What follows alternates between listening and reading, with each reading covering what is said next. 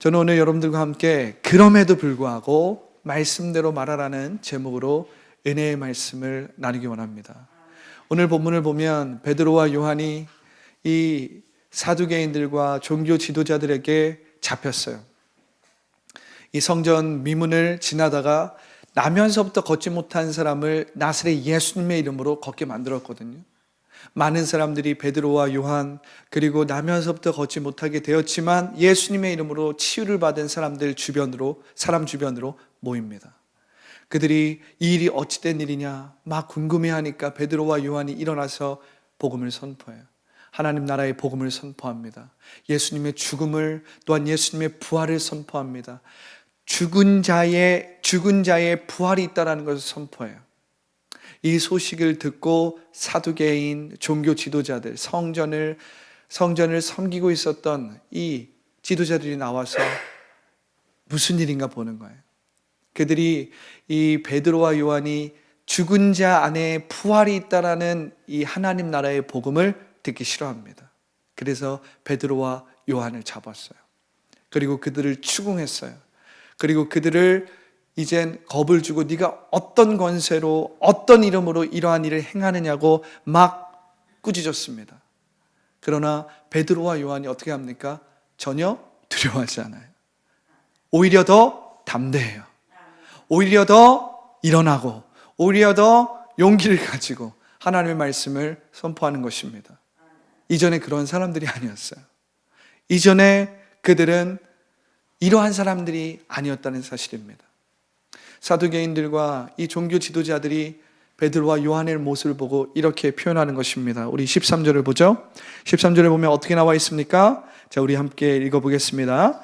그들이 베드로와 요한이 담대하게 말함을 보고 그들을 본래 학문 없는 범인으로 알았다가 이상히 여기며 또 전에 예수와 함께 있던 줄도 알고, 이 말씀을 우리말 성경으로 보면 이렇습니다. 그들은 베드로와 요한이 아무런 교육도 받지 않은 평범한 사람인 줄 알았는데 그렇듯 용기 있게 말하는 것을 보고 놀라지 않을 수 없었습니다. 그러고는 비로소 그들이 과거에 예수와 내내 함께 있던 사람인 줄 알게 됐습니다. 할렐루야. 여러분, 오늘 우리는 이 13절을 통해서 사복음서적인 그리스도인과 사도행전적인 그리스도인의 분명한 차이를 볼 수 있게 되는 거예요. 사복음서적인 그리스도인 그리고 사도행전적인 그리스도인, 사복음서적인 성도, 제자, 사도행전적인 성도, 제자를 우리는 이 13절을 통해서 분명하게 볼 수 있다는 사실입니다. 그런데 중요한 것은 지금 이들을 보고 있었던 사람들이 누구예요? 사두개인들과 종교 지도자들이었어요. 이들은 과거에 예수님을 십자가에 못 박아 죽였던 사람들입니다. 이들은 권위자였습니다. 이들은 산헤드린의 의원들이었어요. 이들은 이스라엘의 최고 법정의 의원들이었어요. 최고 권력자들이었어요. 어떻게 보면 베드로와 요한의 생명을 좌지우지할 수 있는 권세와 권력을 가진 그러한 사람들이었어요. 예수님을 십자가에 못 박은 것처럼 이들은 음해해서 그들만의 계획과 그들만의 이 불법적인 계획을 통해서 베드로와 요한을 죽일 수도 있는 사람들이에요. 베드로와 요한이 이것을 알았을까요? 몰랐을까요? 그들도 알았습니다. 그러나 그들은 베드로와 요한은 과거의 사도행전 사복음서적인 그리스도인, 사복음서적인 사람들이 아니었어요. 그들은 지금 어떤 사람들입니까? 성령으로 충만하고 성령의 통치와 인도함을 받는 사도행전적인 제자요, 사도행전적인 하나님의 자녀였다는 사실입니다. 오늘 13절에 보면 그들이 이것을 보고 놀란 거예요. 그들이 베드로와 요한이 담대하게 말함을 보고 그들이 본래 학문이 없는 범인인 줄 알았다가, 원래 베드로와 요한은 지금 앞에서 담대하게 선포하고 있는 이 사람들 앞에서 이렇게 담대하게 선포할 수 있는 사람들이 아니었다는 사실입니다. 우리가 사복음서를 잠깐 회상해 보면 우리가 요한은 그렇다 치고라도 베드로를 한번 살펴보자고요. 베드로가 어떤 사람이었습니까? 베드로는 정말 기복적인 사람이었어요. 강점도 있지만 대단히 약점도 많은 그러한 사람이었다는 것입니다. 베드로가 처음에 예수님을 통해서 기적을 맛본 그 사건이 뭐예요? 물 위를 걷는 사건이었잖아요. 새벽에 아주 강력한 파도와 풍파로 인해서 고통을 당하고 거의 죽을 뻔해서 이제 죽게 되었다 하는 그 제자들 가운데 예수님이 멀리서 새벽에 물 위를 걸어오시는 겁니다. 베드로가 예수님을 알아보고 당신이 예수님이시거든 나로 명하여 당신께 오게 하옵소서 라고 하니까 예수님이 오라 그래요. 오라. 베드로가 그 말을 듣고 어떻게 합니까? 물 위를 걷습니다. 난생 처음으로 예수님처럼 물 위를 걷게 되는 거예요. 기적을 맛본 것입니다. 그런데 그 순간 파도가 일어납니다. 그 파도를 보고 어떻게 해요? 베드로가 순간 두렵고 불안해서 바다 밑으로 가라앉게 되는 거예요. 예수님께서 성경에 보면 예수님께서 즉시 오사 베드로의 손을 잡아서 올려주십니다. 그러면서 예수님이 믿음이 작은 자여 왜 의심하였느냐. 이 사복음서적인 베드로는 의심이 많았던 사람이었어요. 순간 눈에 보이는 것에 매이고 눈에 보이는 문제와 어려움에 붙잡힐 수밖에 없는 베드로. 그것이 사복음서적인 베드로였습니다. 여러분, 우리가 또 다른 우린 장면에서 베드로가 또 대단히 큰 실수를 하는 걸 봅니다. 예수님이 너희는 나를 누구라 하느냐 라고 물어보니까 이 베드로가 주는 살아계신 그리스도시요 살아계신 하나님의 아들입니다. 이렇게 놀라운 고백을 하는 거예요. 주는 그리스도시요 살아계신 하나님의 아들입니다. 너무나도 놀라운 고백을 합니다. 그러니까 예수님께서 봐요 시몬아 이것을 너에게 알려준 것은 사람이 아니라 하늘의 아버지신 하나님께서 너에게 이것을 알려주었다. 너가 직접 이것을 고백한 것이 아니라 살아계신 하나님께서 너의 마음 가운데 이것을 계시해 주셨기 때문에 네가 이것을 고백할 수 있었다. 그러고 난 후에 예수님이 십자가에 대해서 얘기합니다. 그랬더니 베드로가 예수님 절대 십자가를 지시면 안 됩니다. 예수님은 절대 죽으시면 안 됩니다. 막 이렇게 예수님이 십자가를 지는 것을 막 만류하니까 예수님 뭐라고 하셔요? 사단아 내 뒤로 물러가라. 너는 나를 십자가를 지지 못하게 만드는 자유 하면서 베드로가 또 꾸중을 댔습니다. 이렇게 베드로는 자기의 생각과 자기의 경험에 붙잡혀서 하나님의 말씀대로 말하지 못하는 사람이었어요. 자기의 생각대로, 자기의 느낌대로 말하는 사람이었어요. 자신의 경험과 자신의 노력에 의해서 신앙생활하는 사람이었어요. 또 다른 장면에서 베드로는 어떻게 합니까? 가룟 유다가 이 로마의 병사들과 성전의 경비병들을 끌고 예수님을 잡으러 왔을 때 베드로는 말고의 길을 자릅니다. 그래서 칼로 예수님을 지키려고 해요. 칼로서 무력으로서 예수님을 지키려고 합니다. 그랬더니 예수님께서 칼로 승한 자는 칼로 망한다라고 말씀하시는 거예요. 너의 칼을 거두라는 거예요. 베드로는 자신이 갖고 있는 능력과 자신이 갖고 있는 도구로 하나님의 뜻을 이루고 관철시키고자 했던 사람이에요. 또 베드로는 한 장면에서 어떠한 모습을 갖고 있는 사람이에요? 그는 이 대제사장의 여종이 너도 예수님의 제자가 아니냐, 너도 그 중에 한 명이 아니냐 그랬을 때 여종 앞에서 어떻게 합니까? 나는 예수와 상관이 없는 자다. 나는 예수님을 모르는 자다. 예수님을 부인하고 그것도 3번씩이나 예수님을 모른다라고 부인했던, 그렇게 연약하고 보잘것없었던 제자였다는 것입니다. 참 유독 사복음서에는 다른 제자들과는 다르게 이 베드로의 실수와 연약함이 유독 돋보여요. 유독 도드라집니다. 그런데 여러분들이 반드시 기억해야 될 것은 베드로는 모든 제자들의 대표격이거든요. 그 말은 무슨 말입니까? 베드로의 모습 안에 다른 제자들의 모습이 있는 거예요. 그 말은 베드로의 그 경험과 베드로의 그 모습과 연약함은 곧 우리의 연약함이라는 거예요. 좀 더 이것을 우리가 일반적으로 말하자면 이것은 사복음서적인 제자, 사복음서적인 그리스도인의 모습이라는 것입니다. 기복이 있고 믿음이 있는 것 같지만 때때로 문제에 묶이고 나의 생각과 감정에 묶여서 주님 죽겠습니다. 주님, 그 문제에 묶여서 그 억압과 그 문제에 압도되는 나, 하나님을 믿긴 믿지만 항상 내 눈앞에 있는 그 상황과 현실에 묶일 수밖에 없는 나, 다시 한번 나 자신을 섬기는, 거짓 자아에 붙들려서 나 자신의 종로를 탈 수밖에 없는 나, 이것이 베드로를 통해서 우리가 볼 수 있는 거예요. 그러나 여러분, 이것은 사복음서적인 베드로였어요. 지금 베드로는 완전히 다릅니다. 지금 베드로는 어떤 베드로예요? 사도행전적인 베드로라는 사실이에요. 할렐루야.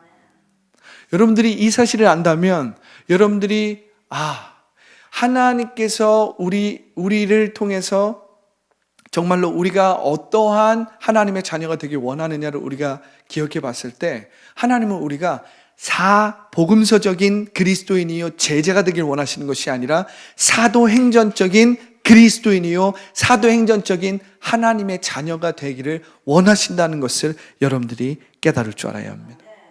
할렐루야. 이렇게 다르다는 거예요. 사복음서적인 제자, 사복음서적인 사람과 사도행전적인 하나님의 자녀가 이렇게 다르다라는 사실입니다. 사도행전적인 제자는 더 이상 자기 자신을 섬기지 않습니다. 더 이상 거짓자로 나는 하지 않아요. 더 이상 육체의 생각에, 육체의 걱정에, 육체가 만들어 놓은 육체의 생각이 가져온 부정적인 생각에 종노릇하지 않는 거예요. 할렐루야. 더 이상 육체의 생각이 만들어 놓은 그 가상세계에 붙들리지 않는 거예요. 내가 예수 그리스도 안에서 어떠한 존재인지를 아는 것입니다. 그렇기 때문에 여러분, 오늘 말씀을 보면 베드로와 요한이 사도행전적인 제자가 됐잖아요. 사도행전적인 하나님의 자녀가 되었잖아요. 그렇다고 해서 그들 앞에 문제가 없습니까? 오늘 말씀을 보세요. 그들 앞에 모든 것들이 다 그냥 정말 꽃길만을 걷는 것처럼 보이십니까? 아니에요, 여러분.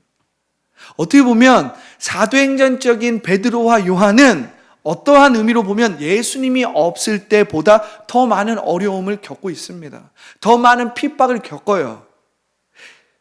그들이 사도행전적인 제자가 되었다라고 해서, 그들이 성령으로 충만한 사람들이 되었다고 해서 문제가 없는 건 아니에요. 어려움이 뒤따르지 않는 건 아니에요. 모든 일들이 술술술술 풀리는 정말 꽃길만 걷는 것은 아니에요. 그러나 분명한 건 무엇입니까? 그들은 이젠 더 이상 자기의 문제에 압도되지 않고, 자기 자신을 섬기지 않고, 자신을 우상으로 붙들고 거짓자에 의해서 살아가는 사람들이 아니라, 그들은 그 문제를 초월하는 사람이 됐어요. 그들은 그들 자신의 성령을 통해서 초월하는 사람이 되었다는 사실. 그게 무슨 말입니까? 그들이 성령 안에서 그들을 초월하는 사람이 됐다는 게 무슨 말이에요? 자기 자신을 초월하는 사람이 됐다는 게 무슨 말이에요? 이젠 자기 자신을 포기할 줄 알았다는 거예요. 자기 자신을 하나님께 내어드릴 줄 알았다는 거예요. 할렐루야. 자기 자신을 포기하니까, 성령께 자기 자신을 포기하니까 어떻게 해요? 성령의 기름 부으심이 나타나는 거예요. 성령의 능력이 그들을 통해서 나타나는 거예요. 성령의 놀라운 이 외적인 표적들이 나타난다라는 사실입니다. 이것이 성령으로 자기 자신을 초월하는 사람이 되었다는 사실이에요. 할렐루야. 자기를 잊게 되었다는 거예요. 자기를 잊고 자기를 포기하는 사람이 되었을 때, 바로 그때 말씀의 능력이 나타난다는 거예요. 말씀이 역사하기 시작한다는 거예요. 예수님이 말씀대로 말하심으로 하늘의 능력을 이 땅 가운데 풀어 놓았듯이, 제자들을 통해서, 사도행전적인 하나님의 자녀들을 통해서 성령의 역사가, 말씀의 능력이, 하늘의 일들이 풀어서 나타나게 되었다라는 사실입니다. 할렐루야. 할렐루야. 여러분, 14절을 보면 그것이 나오죠. 또 병나은 사람이 그들과 함께 서 있는 것을 보고 비난한 말이 없는지라. 사도 베드로와 요한을 통해서 놀라운 치유의 역사가 일어났다는 사실입니다. 치유의 역사가 일어났다는 사실이에요. 그러나 여러분들이 반드시 기억해야 될 것은 하나님의 나라가 완성되지 않았기 때문에 여전히 원수마귀가 불법적으로 역사한다는 사실이에요. 끝이 아니라는 사실입니다. 구원이 완성된 것이 아니라 우리는 이미 받은 구원을 통해서 지금 이 땅 가운데 불법적으로 역사하는 모든 원수 마귀의 권세를 말씀대로 말함으로 물리칠 줄 알아야 돼요. 원수 마귀가 불법적으로 역사하고 있는 일을 말씀대로 말함으로 뜻이 하늘에서 이루어진 것처럼 지금 여기에 이룰 줄 알아야 된다는 사실입니다. 왜냐하면 원수 마귀는 하나님의 나라가 이미 임하였지만 여전히 어둠 가운데서 어둠의 권세로 역사하기 때문에 그래요. 할렐루야. 할렐루야. 그렇기 때문에 오늘 말씀을 보면 베드로와 요한이 하나님의 말씀으로 예수 그리스도의 이름으로 병든 자를 치유했습니다. 나면서부터 걷지 못한 자를 치유했어요. 그런데 이것을 인정하지 않고 이 사실은 사실로 일어났지만 이것을 인정하지 않는 여전히 예수 그리스도를 영접하지 않고 불법적으로 베드로와 요한을 모함하고 예수 그리스도를 십자가에 못 박은 것처럼 베드로와 요한을 업신여기는 세력들이 있었다는 거예요? 없었다는 거예요? 있었다는 거예요. 있었다는 거예요. 그러면 여러분들이 반드시 기억해야 될 것이 있습니다. 무엇입니까? 예전에 사복음서적인 베드로와 요한은 문제가 터졌을 때 어떻게 했습니까? 그들은 도망가는 사람들이었어요. 그들은 문제 앞에서 그 문제에 압도당하는 사람이었어요. 원수 마귀의 그 어둠의 권세를 이기지 못하고 깨트리지 못하는 약한 하나님의 자녀들이었어요. 그러나 사도행전적인 베드로와 요한은 문제가 일어났을 때 그들을 업신여기고 그들을 짓누르려는 더 큰 권세처럼 보이는 어둠의 권세, 사두 개인과 종교 지도자들의 권세가 그들의 앞을 막아서고 그들을 겁을 주고 그들이 협박할 때 사도행전적인 베드로와 요한은 이제 사복음서적인 베드로와 요한처럼 반응하지 않았다는 사실입니다. 그럼 어떻게 반응했습니까? 이들은 그럼에도 불구하고 말씀대로 말했다는 거예요. 할렐루야. 그럼에도 불구하고 말씀대로 말했다는 사실입니다. 할렐루야. 여러분 옆에 있는 사람들 보면서 다시 한번 이렇게 인사하겠습니다. 그럼에도 불구하고 말씀대로 말하십시오. 말씀대로 생각하십시오. 말씀대로 꿈꾸십시오. 말씀대로 믿고 순종하십시오. 할렐루야.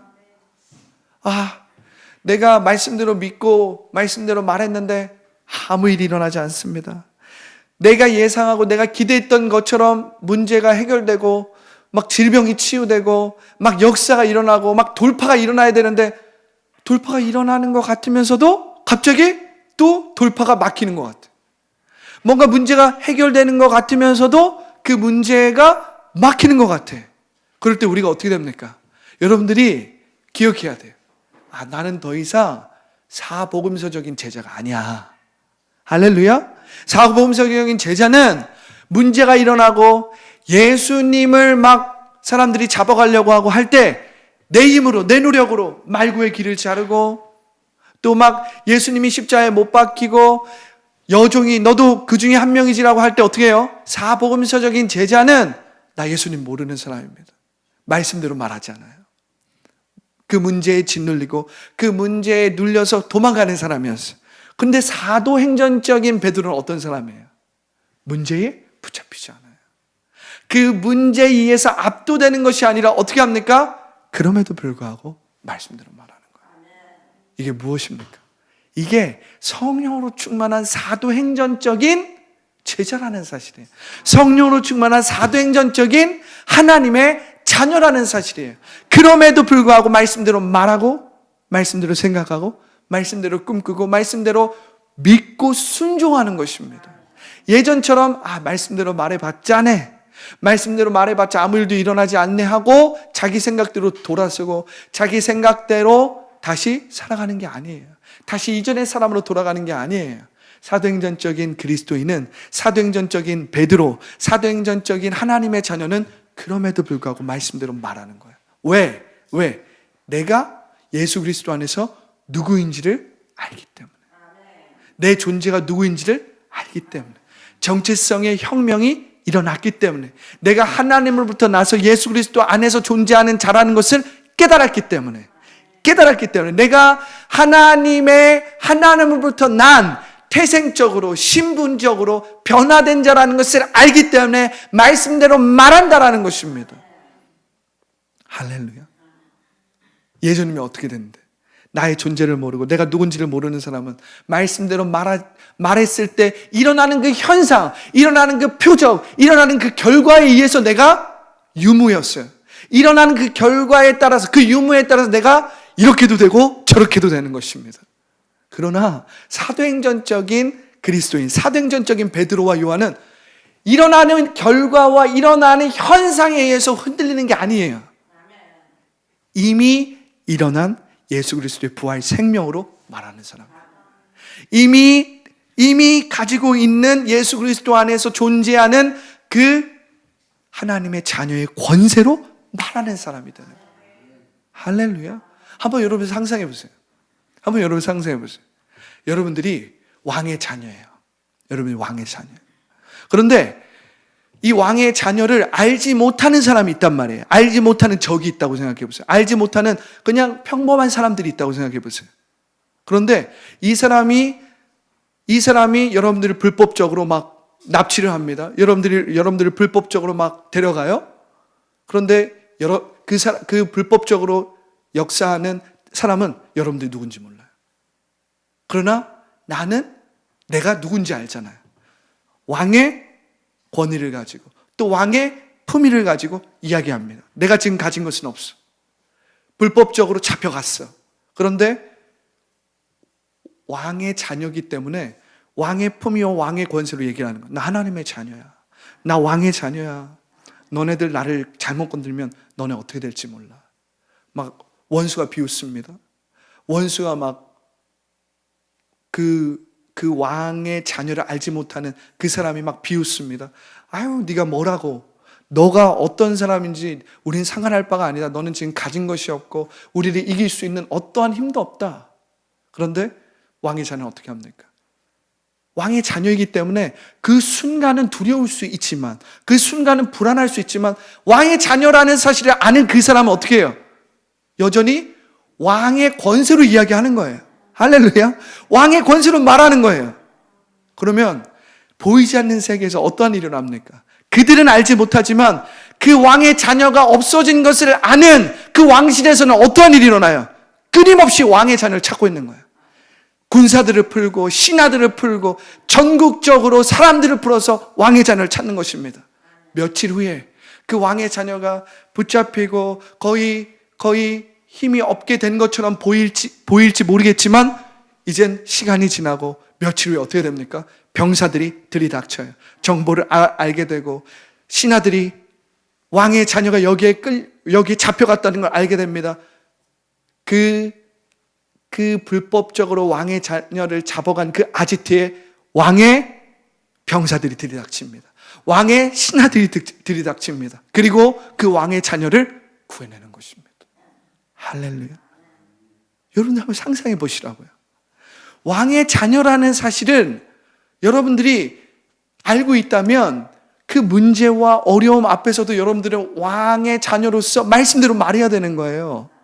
지금 당장 문제가 해결되지 않고 지금 당장 내 앞에 상황과 형실이 안 좋더라도 여러분들이 왕의 자녀라는 것을 부인하고 거부하지 않는 것입니다. 왜? 나는 왕의 자녀라는 사실을 알기 때문에.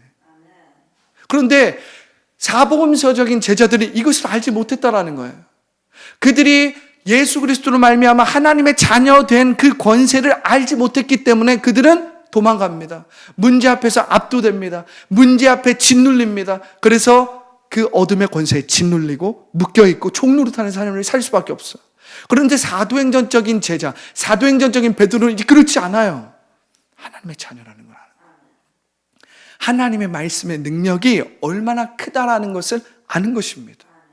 오늘 말씀을 보면 베드로와 요한은 분명히 예수 그리스도의 이름으로 나면서부터 걷지 못하게 된 자를 치유했습니다. 그런데 이 치유를 통해서 그들은 더 큰 어려움을 겪게 돼요. 사두개인들과 종교 지도자들을 통해서 어떻게 보면 죽을 수도 있는 거예요. 그들이 어떠한 일을 꾸미느냐에 따라서 그들이 예수님을 죽였던 자였기 때문에 베드로와 요한도 죽일 수 있는 거예요. 그러나 예전이었으면, 사복음서적인 베드로와 요한이었으면 벌써 예수님 부인하고 도망갔을 거예요. 아니야. 우리가 더 이상 부활하신 예수님을 전하지 않을게 하고 도망갔을 거예요. 그러나 이제 그들은 예수 그리스도 안에서 그들이 누군지 알았거든요. 할렐루야. 말씀의 능력이 얼마나 큰지 알았거든요. 그들은 성령으로 충만한 자였습니다. 더 이상 거짓 자아에서 사는 자들이 아니라 자기를 잊었어요. 자기를 성령님께 포기했어요. 그들을 통해서 무엇이 나타납니까? 성령의 권능이 나타나는 거예요. 성령의 기름 부음이 나타나는 거예요. 할렐루야. 그렇기 때문에 여러분들은 현재 일어나고 있는 고난으로 인하여서 낙담하고 낙심하고 이제 죽겠습니다 이렇게 말하는 것이 아니라, 그럼에도 불구하고 말씀대로 말할 줄 알아야 돼요. 그럼에도 불구하고 말씀대로 말할 줄 알아야 되는 거예요. 할렐루야. 여러분 19절과 20절을 보겠습니다. 19절을 함께 읽어보겠습니다. 자, 시작. 베드로와 요한이 대답하여 이르되 하나님 앞에서 너희의 말을 듣는 것이 하나님의 말씀을 듣는 것보다 옳은가 판단하라. 20절이죠. 우리는 보고 들은 것을 말하지 아니할 수 없다니. 여러분, 이것은 베드로와 요한의 존재적인 혁명입니다. 그들의 정체성의 혁명이 일어난 거예요. 예수 그리스도 안에서 우리가 누군지를 아는 것은 너무나도 놀라운 존재적인 혁명인 거예요, 여러분. 더 이상 거짓자에 눌려있지 않는 거예요. 더 이상 문제에 압도당하지 않는 거예요. 더 이상 죄의식에 의해서 자기를 규정하지 않는 거예요. 예수 그리스도의 말씀에 의해서 자기를 규정하는 것입니다. 예수 그리스도의 말씀이 지금 너가 말하는 그 말보다 더 크다라는 사실을 깨닫는 거예요. 예수 그리스도의 말씀이 그 문제보다 더 크다라는 것을 깨닫는 거예요. 지금 당장은 너희들의 권력이 더 강해 보이죠. 종교 지도자들과 사두개인들의 권력이 더 강력해 보이고 그들이 베드로와 요한의 생명을 좌지우지할 수 있는 것처럼 보이지만 그것은 그렇게 보이는 것이지 진리는 아니에요. 사실은 아니에요. 그들이 베드로와 요한의 생명을 좌지우지할 수 없다는 것을 베드로와 요한은 알았다는 사실입니다. 왜? 그들은 하나님의 자녀라는 사실이에요. 왕의 자녀라는 사실이에요. 할렐루야. 그렇기 때문에 예전이었다면 이들은 그 권력자들 앞에서 그 권력자들의 말에 순응할 수밖에 없었지만 이제 어떻게 합니까? 19절에 보면 베드로와 요한이 대답하여 이르되 하나님 앞에서 너희의 말을 듣는 것보다 하나님의 말씀을 듣는 것, 너희의 말을 듣는 것이 하나님의 말씀을 듣는 것보다 옳은가 판단하라. 지금 뭐 하고 있는 거예요? 그럼에도 불구하고 말씀대로 말하는 거예요. 20절에 보면 우리는 보고 들은 것을 말하지 않을 수 없다. 성령으로 충만한 사도행전적인 베드로와 요한, 성령으로 충만한 사도행전적인 하나님의 자녀는 그럼에도 불구하고 말씀대로 말한다는 거예요. 그럼 어떤 일이 일어나는데요, 목사님? 그럼 어떤 일이 일어나는데요, 목사님? 왕의 권세가 결국에는 어떻게 됩니까? 왕의 권세대로 일이 이루어진다는 거예요. 우리가 성령님께 나 자신을 잊고 나를 포기하면 성령의 놀라운 권능이 역사한다는 사실입니다. 우리가 나를 잊고 나를 포기하면 포기할수록 말씀대로 말한 그 하나님이 우리에게 주신 하나님 자녀의 권세가 우리를 통해서 나타난다는 사실입니다. 나타난다는 사실입니다. 그 하나님 나라의 그 권세가 지금 당장 일어나지 않을 수도 있어요. 그러나 사도행전적인 하나님의 자녀는 자신이 누구인지를 알기 때문에 그 하나님의 권세가 결국에는 승리할 뿐만 아니라 그 권세가 지금 불법적으로 역사하고 있는 그 어둠의 권세를 쫓아보낼 것을 알고 있다는 사실입니다. 할렐루야. 할렐루야. 그런데 여러분, 원수 마귀는 여러분들의 입을 닫습니다. 말하지 못하게. 여러분들을 마치 영적인 벙어리로 만드는 거예요. 여러분들을 마치 말을 더듬는 사람으로 만드는 거예요. 영적으로. 그래서 말씀대로 말하지 못하게 합니다. 마치 사복음서적인 하나님의 자녀들이 자신의 문제와 자신의 어려움과 거짓자에 묶여서 말씀대로 말하지 못했듯이 하나님의 자녀들을 말씀대로 말하지 못하게 벙어리로 만든다는 거예요. 버버버버거리게. 내 안에서는 지식적으로는 이 교리적으로는 믿긴 믿어. 그런데 세상의 문화, 세상의 어려움, 내 앞에 있는 문제 때문에 어떻게 해요? 말 못하게 만드는 거예요. 말 못하게 만드는 거예요. 여러분, 오늘날 원수 마귀는 우리로 하여금 거창하고 그럴듯하고 이성적이고 합리적인 그러한 인본주의를 통해서 우리가 하나님의 말씀대로 말하지 못하게 합니다. 야, 지금 그렇게 말하면 그게 합리적이냐? 야, 지금 네 앞에 있는 문제를 봐라. 너가 뭘 말씀대로 말한다고 뭐가 나오냐? 우리 안에서 역사하고 우리 마음과 우리 안에 있는 상처, 아픔, 쓴뿌리, 경험, 초등 학문 이런 것들을 통해서 하나님의 말씀을 말하고 싶은데 어떻게 해요? 말하지 못해요. 사랑하는 자예요. 내 영혼이 잘 됨 같이. 내 범사가 잘 되고. 여러분, 지금 제가 무슨 말을 하고 있냐면 현재 원수 마귀가 현재의 하나님의 자녀들을 붙들고 있는 방식이 그렇다는 거예요. 붙들고 있는 방식이 그렇다는 거예요. 믿는 자들에게는 이런 표적이 따르리니 할렐루야 이렇게 선포해야 되는데 믿지 않는 사람들, 이 세상의 문화, 이 세상에 있는 문제와 어려움, 내 앞에 있는 문제에 우리가 붙들려서 살아갈 때 거짓자에 내가 종노릇하면서 내 자신을 섬기며 살아갈 때 어떻게 나옵니까?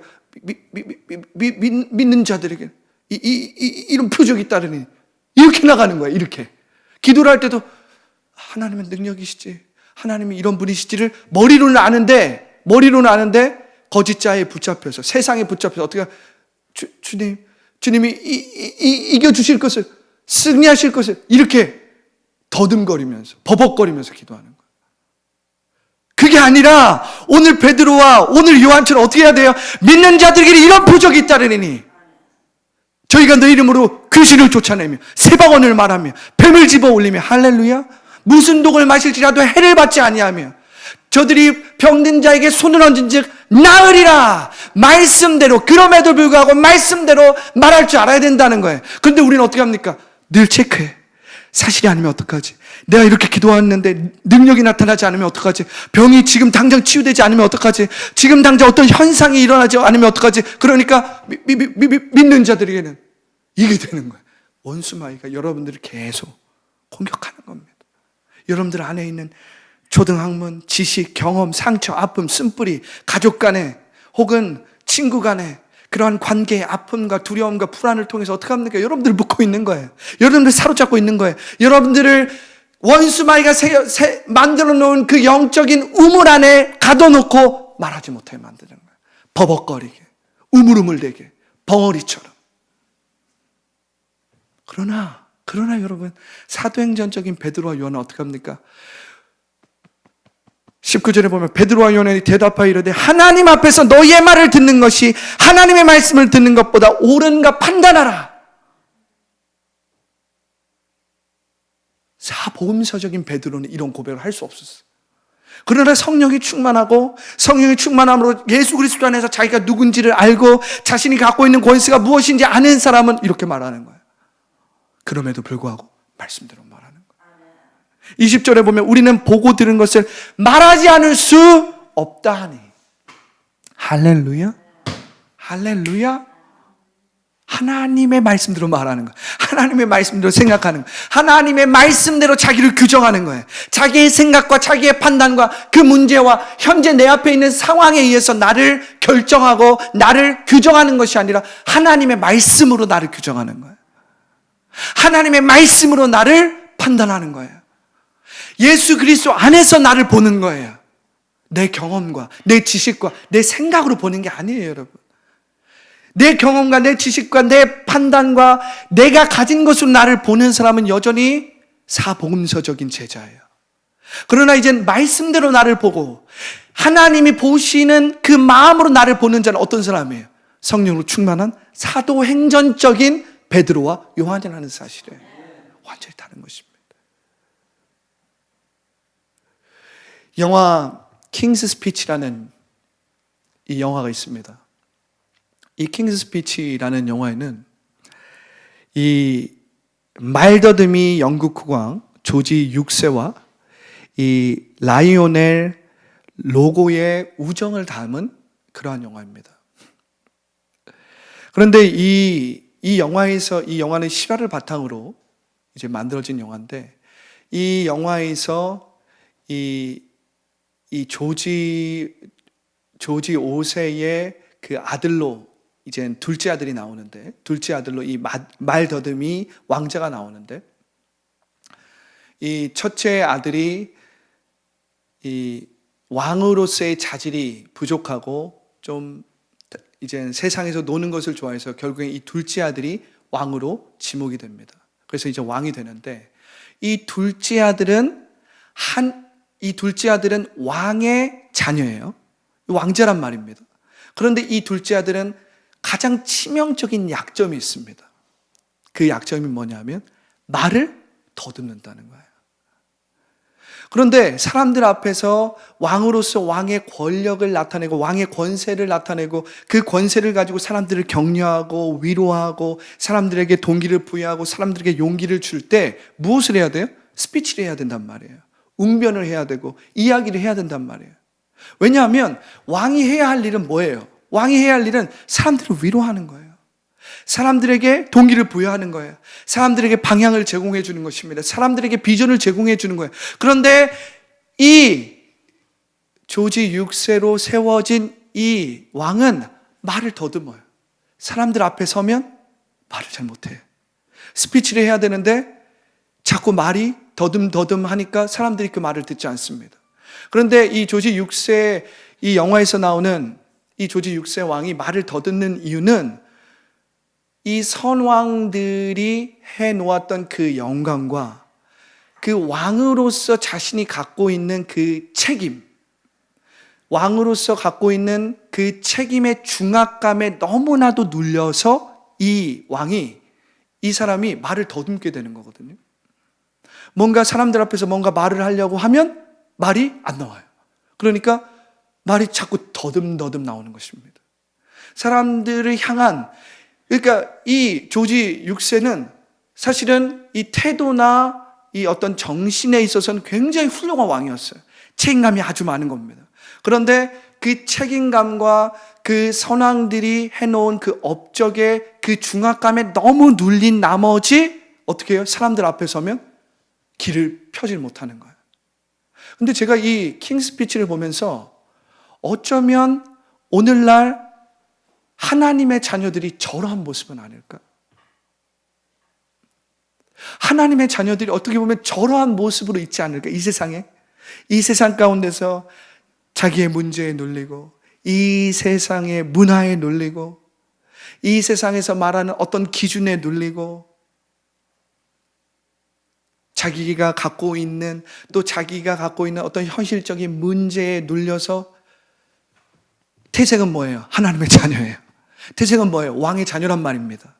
그런데 자신의 문제의 중압감에 눌리고, 자신이 처해 있는 그 상황의 중압감에 눌리고, 자기의 생각과 자신의 감정과 부정적인 생각에 짓눌려서 어떻게 해요? 하나님의 자녀인데, 왕의 자녀인데 말을 못하는, 버벅거리는, 믿는 자들에게는 이런 표적이 따르니 그 중압감에 너무 눌렸어.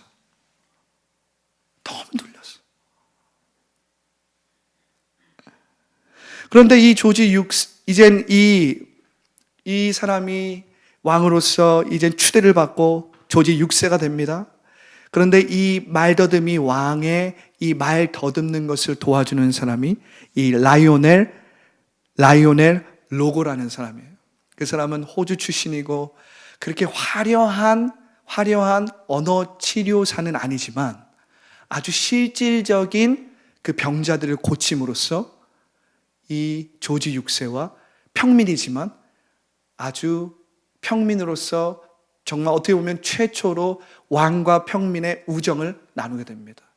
이 조지 6세가 이 라이오넬 로고를 만나면서 그 무거운 책임감에서 벗어나게 돼요. 더 이상 자기의 문제에 집중하지 않고 자기가 막 말을 더듬는 그것에 집중하지 않고 그의 시선을 그가 말 더듬는 그 문제에 집중하는 것이 아니라 더 편안하게 그의 존재가 누구인지를 알려줌으로써 그가 말 더듬이에서 벗어날 수 있도록 도와줍니다. 제가 어저께 말씀을 준비하면서 이 영화를 예전에도 봤지만 다시 한번 찾아봤어요. 근데 시간상 제가 다 볼 수는 없어서 한 1시간 보고다 이제 멈췄는데 장면을 보면서 막 눈물이 나는 거예요. 눈물이 나는 거예요. 왜 눈물이 나냐면 마치 오늘날 많은 하나님의 자녀들이 이러한 모습으로 살고 있지 않은가 하는 그러한 안타까움과 그러한 어떤 기도가 막 나오니까 막 내가 눈물이 나는 것입니다. 할렐루야. 여러분들 앞에 상황과 현실이 어떠한 상황과 현실이든 여러분 말씀대로 말하십시오. 그럼에도 불구하고 말씀대로 말할 줄 알아야 합니다. 왜 그렇습니까? 여러분들은 하나님의 자녀예요. 왕의 권세가 여러분에게 있다라는 사실입니다. 그런데 여러분들이 왕의 권세가 있음에도 불구하고 여전히 여러분들의 문제에 짓눌려서 여러분들의 생각과 여러분들의 감정에 묶이고 매여서 부정적인 생각에 여러분들이 압도되어서 믿는 자들에게 이렇게 말 더듬이처럼 살아가는 것이 하나님 보시기에 얼마나 안타깝겠냐고요. 얼마나 안타깝겠냐고요. 그냥 그저 지식적으로 그냥 나의 경험으로 예수님을 믿는 것이 아니라 여러분들이 정말 예수님을 믿고 예수 그리스도 안에서 새로운 피조물로 하나님의 자녀가 되었다면 이젠 그럼에도 불구하고 말씀대로 말할 줄 알아야 합니다. 할렐루야. 말씀대로 말함으로 여러분들이 잊을 줄 알아야 돼요. 할렐루야. 제가 그 영화를 보면서 정말 인상 깊게 보았던 그 장면이 있는데 그 장면이 무슨 장면이냐면 처음에 이 라이오넬 로고가 이 조지 6세를 어떻게 그 말 더듬이를 처음에 어떻게 고치냐면 이 아주 소리가 큰 음악을 틀어놓고 그 헤드셋을 끼웁니다. 그러니까 그 헤드셋을 끼우니까 헤드셋을 끼우고 책을 줘요. 그래서 그걸 읽어보라고 합니다. 그런데 이제 이 조지 6세가 내 소리를 들을 수 없는데 어떻게 내가 이 책을 읽느냐. 그러니까 이 치료사가 그냥 한번 읽어보라고 합니다. 자기 소리를 들을 수 없는데 읽어보라고 해요. 그러면서 읽습니다. 한 몇 분을 읽어요. 그러다가 이 조지 6세가 헤드셋을 빼고 성정이 굉장히 급하거든요. 이런 치료 받지 않겠다고 하면서 막 떠납니다. 그리고 며칠 동안 이 사람을 다시 찾아오지 않아요. 근데 며칠 후에 혼자서 이 조지 6세가 이 사기꾼, 이 나쁜 놈 그러면서 막 그 사람을 욕하면서 그 사람이 마지막으로 준 그 자신의 목소리를 녹음했던 그 판을 돌려봅니다. 막 사기꾼 하면서 막 돌려봐요. 그런데 너무나도 놀랍게도 소리를 틀었는데 자신이 말을 더듬지 않고 또박또박 책을 읽어가는 거예요.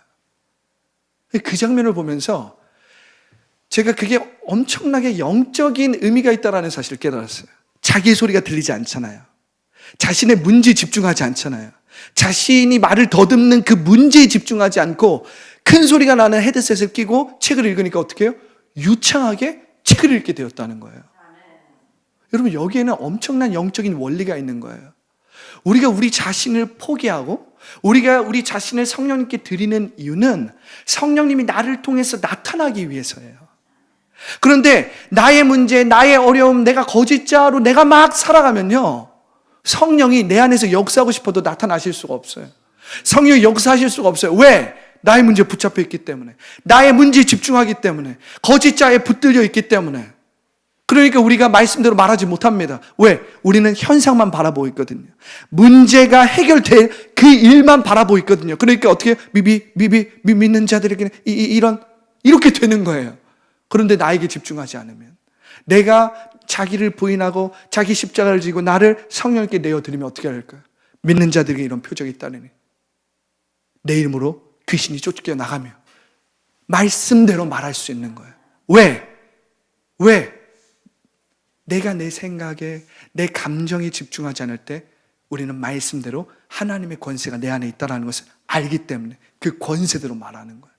그러면 성령께서 나를 통해 나타나신다는 사실. 할렐루야. 여러분들이 오늘 이 영적인 원리를 깨닫고 여러분들의 삶의 현재의 상황과 환경이 어떠하든지 상관없이, 그럼에도 불구하고 말씀대로 말하는 여러분들이 모두가 되기를 예수님의 이름으로 축복합니다. 할렐루야.